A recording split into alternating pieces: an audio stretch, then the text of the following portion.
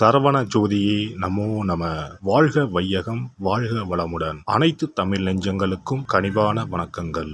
நிகழும் மங்களகரமான குரோதி ஆண்டு சித்திரை மாதம் 18ஆம் நாள் புதன்கிழமை அன்று சித்தயோகம் கூடிய நன்னாளில் இந்த மகத்தான மே மாதம் பிறக்கின்றது.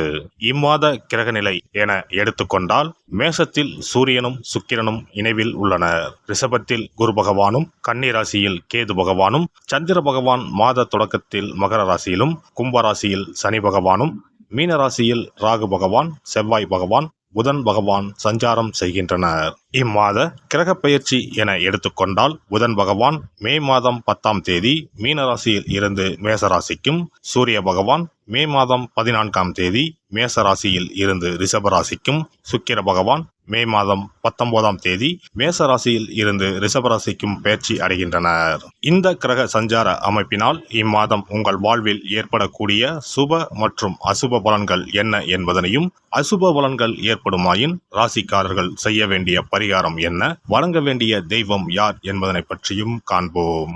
சித்திரை மாதத்தின் பிற்பகுதியும் வைகாசி மாதத்தின் முற்பகுதியும் இணைந்ததுதான் இந்த மகத்தான மே மாதம். உழைப்பின் அடையாளமாக விளங்கும் இம்மாதத்தின் முதல் தேதியிலேயே குரு பகவான் பெயர்ச்சி அமைவது மிக சிறப்பான அம்சமாகும். பிறக்கப் போகும் இம்மாதத்தில் உங்கள் வாழ்வில் வளமும் நலமும் செல்வ செழிப்பும் பெற்று வாழ்வில் உயரிய நிலையை அடைய எல்லாம் வல்ல எம்பெருமானை வேண்டி விரும்பி கேட்டுக்கொள்கிறேன். எதையும் சரி சமமாக எடுத்துக்கொள்ளும் துலா ராசி அன்பர்களே, எதிர்பாராத சில திருப்பங்களால் மாற்றமான வாய்ப்புகள் கிடைக்கும். திட்டமிட்ட சில பணிகளை அலைந்து முடிப்பதற்கான சூழல்கள் உருவாகும். குடும்ப உறுப்பினர்களிடத்தில் அனுசரித்து செல்லவும்.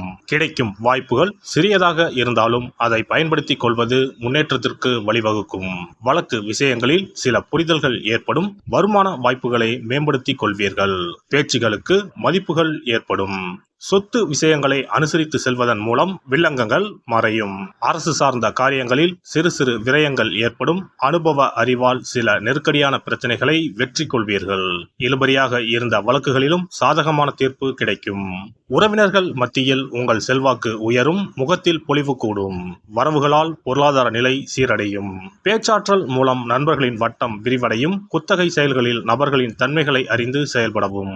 புதிய வழிகளில் வருமானத்தை பெருக்க முயற்சி செய்வீர்கள். இம்மாதம் வியாபாரிகளை பொறுத்தவரை கொடுக்கல் வாங்கலில் இருந்த தாமதங்கள் விலகும்.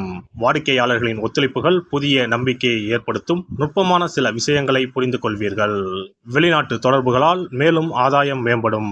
முதலீடுகளை மேம்படுத்தும் பொழுது தகுந்த ஆலோசனை பெற்று மேற்கொள்ளவும். எதிலும் திட்டமிட்டு செயல்படுவது நல்லது.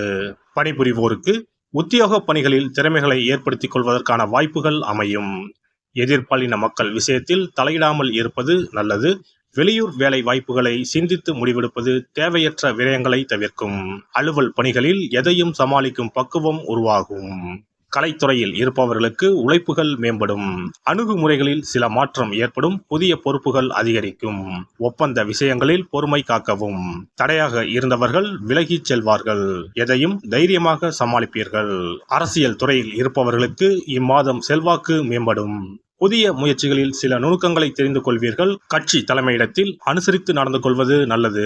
விலகி சென்ற தொண்டர்கள் மீண்டும் வருவார்கள். மற்றவர்களின் தனிப்பட்ட விஷயங்களில் தலையிட வேண்டாம். எதிராக செயல்பட்டவர்களை வெற்றி கொள்வீர்கள். பெண்களை பொறுத்தவரை இம்மாதம் மனதளவில் இருந்து வந்த கவலைகள் படிப்படியாக குறையும். மற்றவர்களுக்கு வாக்குறுதி கொடுப்பதை தவிர்ப்பது நல்லது. நீண்ட காலமாக தடைப்பட்டு வந்த பணிகளை செய்து முடிப்பீர்கள். குடும்பத்தில் சுபகாரியங்கள் நடத்தி வைப்பதற்கான வாய்ப்புகள் ஏற்படும். குழந்தைகளின் செயல்பாடுகளில் சற்று கவனம் வேண்டும். முயற்சிகளில் இருந்த மறைமுக தடைகளை அறிந்து செயல்படுவது நல்லது. மாணவர்களுக்கு கல்வியில் படிப்படியாக முன்னேற்றங்கள் ஏற்படும். புதிய விஷயங்களை திட்டமிட்டு கற்றுக்கொள்வது நல்லது. நண்பர்களின் உதவிகள் கிடைக்கும். ஆசிரியர்களின் வழிகாட்டுதல் மனத்தெளிவை ஏற்படுத்தும். உடல் ஆரோக்கிய பிரச்சனைகள் குறையும். நண்பர்கள் வழியில் மகிழ்ச்சியான சூழல்கள் ஏற்படும். மேல்நிலை கல்வியில் அனுகூலமான வாய்ப்புகள் உருவாகும். வியாழக்கிழமை தோறும் பிரம்மதேவரை வழிபாடு செய்து வர முயற்சிகளில் இருந்து வந்த தடைகள் விலகும். இம்மாத துவக்கத்திலேயே குரு பெயர்ச்சி இருப்பதனால் உங்களுக்கு அருகில் உள்ள குரு பரிகார ஸ்தலங்களுக்கு சென்று குரு பகவானை வணங்கி வரலாம். குரு பகவான் திட்டை வசிஷ்டேஸ்வரர் ஆலயத்தில் சுவாமிக்கும் அம்பாளுக்கும் இடையில் ராஜகுருவாக எழுந்தருளி அருள்பாலித்து வருகிறார். இவருக்கு இந்த தலத்தில் ஆண்டுதோறும் குரு பெயர்ச்சி விழாவும் அதனையொட்டி லட்சார்ச்சனையும் குரு பரிகார ஹோமங்களும் சிறப்பாக நடைபெற்று வருகின்றன. இங்குள்ள குரு பகவானை வேண்டினால் கல்வி செல்வம், பொருள் செல்வம், குழந்தை செல்வம் உள்பட அனைத்து செல்வங்களும் எளிதில் கிட்டும். சிறப்பு பதிவு. இனி அக்ஷய திருதியை 2024 எப்போது, இந்த நாளில் எப்படி வழிபட்டால் தங்கம் சேர்ந்து கொண்டே இருக்கும் என்பதனை பற்றி காண்போம். அக்ஷய திருதியானது ஒவ்வொரு ஆண்டும் சித்திரை மாத வளர்பிறையில் வரும் திருதியை திதியில் கொண்டாடப்படுகிறது. 2024 ஆண்டில் மே மாதம் 10ஆம் தேதி வெள்ளிக்கிழமை வருகிறது. அன்று காலை 6:33 துவங்கி மே 11ஆம் தேதி காலை 4:56 வரை திருதியை திதி உள்ளது. மகாலட்சுமிக்கு மங்களகரமான வெள்ளிக்கிழமையில் இந்த ஆண்டு அட்சய திதியை வருவதால் இது கூடுதல் சிறப்புடையதாகவும் அதிக முக்கியத்துவம் வாய்ந்த நாளாகவும் கருதப்படுகிறது. இந்த ஆண்டு அட்சய திருதியை அன்று அபுஜ முகூர்த்தம் இணைந்து வருகிறது. அன்றைய தினம் நாள் முழுவதும் அபுஜ முகூர்த்தம் உள்ளது.